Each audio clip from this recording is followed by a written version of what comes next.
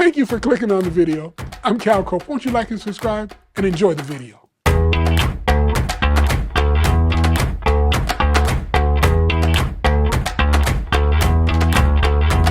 Well, thank you again for coming back to How Love Can Last Forever After All. It sounds like you guys have been enjoying this series. I've been loving your feedback. I've been loving your questions. Continue to have them come because it will help me to better shape our future series and our episodes. We really do want to meet you guys where you are. And remember, so much of you guys is a combination of married and single people. And you'd be surprised how often the questions are very similar. The need to understand is very similar, whether you're married or single. We're all trying to figure out how to do this relationship thing. And so with that, today, like we told you last week, we're going to deal with emotional regulation. It's the skill that no one taught us. There is one skill that quietly determines the future of every relationship. It's not communication style. It's not your love language. It's not compatibility. It's actually emotional regulation. And most of us were never taught it. We were taught to express our emotions. We were taught to defend our emotions. We're taught to justify our emotions. But we were rarely taught how to regulate it. And without regulation, love cannot stabilize. We're living in a reactive culture. Outrage is rewarded. Emotional intensity is amplified. Immediate expression is encouraged. Say how I feel. Don't hold it in. Speak your truth. Have you ever been in a conversation where that was been said? Have you ever been in a conversation where you said it? But very few voices say, pause, stabilize, discern what you're actually feeling, separate emotions from impulse, because intimacy magnifies emotion. The closer someone gets to you, the more they can activate you. And if you cannot regulate activation, you cannot sustain closeness. Let's ground this in some research. James Gross's work on emotional regulation shows that how we manage emotions matters more than whether or not we feel it. John Gottman's research on flooding demonstrates that when heart's rate raises beyond a certain threshold, productive conversation becomes nearly impossible. Couples who can't regulate psychological arousals during conflict are significantly more likely to experience breakdown over time. Attachment theory also shows that individuals with insecure attachment patterns are more likely to escape quickly, withdraw defensively, interrupt ambiguously as threat, personalize neutral events. Emotional regulation is not suppression.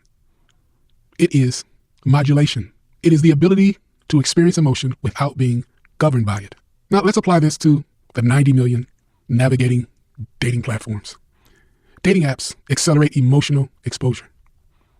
Text-based communication increases misinterpretation. Delayed response triggers anxiety. Ambiguity fuels projection.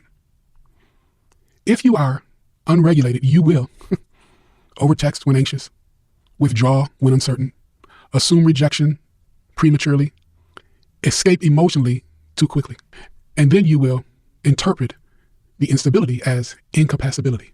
But often, it is deregulations, not mismatch, that ends early connection.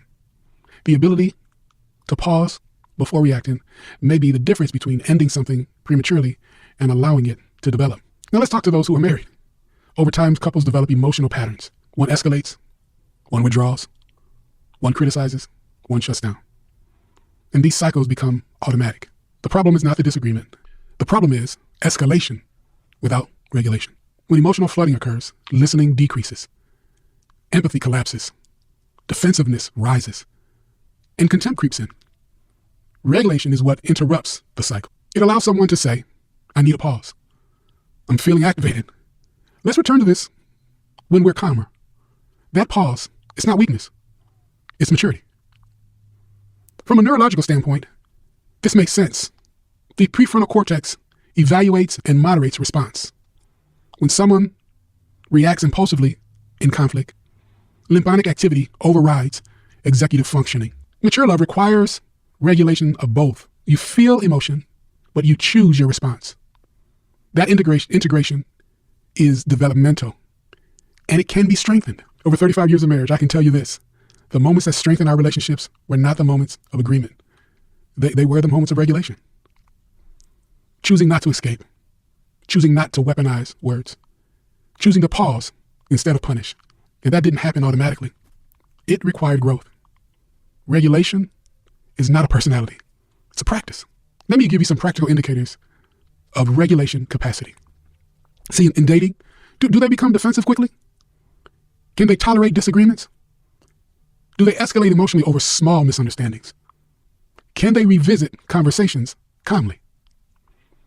Let's try this in marriage. In marriage, can you name your activation without blaming? Can you take structured pauses? Can you return to repair after conflict? Because you do know you're going to have conflict in marriage. You see, regulation creates safety. Safety creates trust.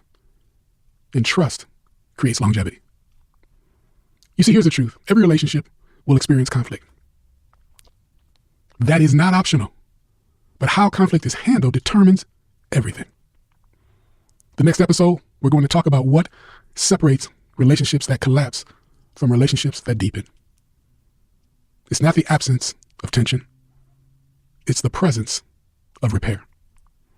Because regulation stabilizes, but repair restores. And without repair, even regulated couples drift apart. Emotional regulation is the invisible infrastructure for forever. Without it, chemistry outruns stability. Conflict escalates into contempt. Discomfort leads to escape. With it, tensions become growth. Disagreements become understanding. And love becomes sustainable. You were never taught this formally, but you can learn it now. And when you do, everything changes. And remember, forever love, it isn't a fantasy. Forever love is absolutely formed. So remember, here at How Love Can Last Forever, after all, you can have your cake and eat it too. You can have the passion that starts a relationship, and you can have the stability that maintains it.